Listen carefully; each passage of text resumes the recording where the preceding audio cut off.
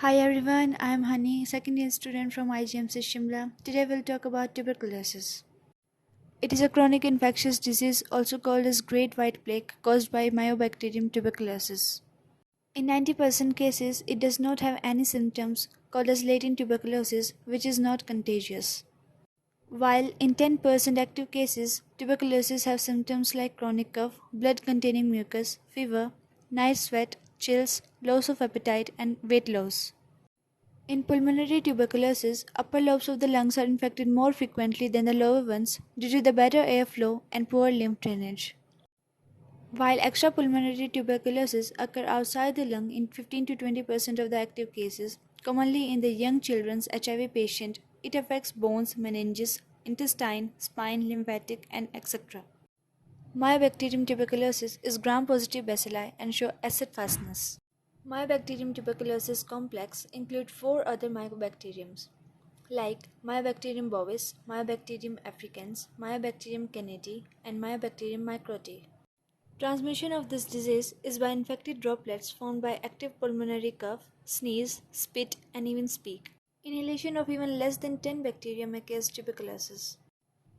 Other risk factors include alcoholism, diabetes mellitus, silicosis, tobacco smoking, head or neck cancer, malnutrition, and genetic susceptibility.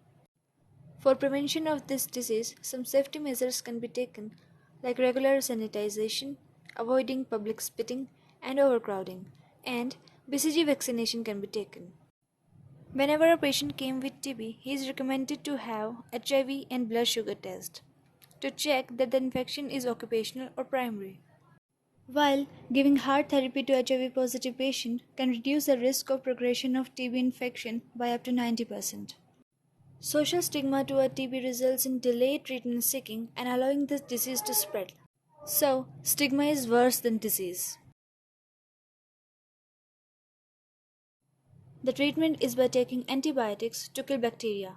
It is a 6-month program containing multiple drugs like isoniazid, rifampicin, pyrazinamide, ethambutol, and streptomycin.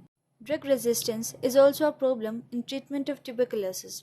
It can develop due to unawareness, undiscipline, and ignorance toward the treatment.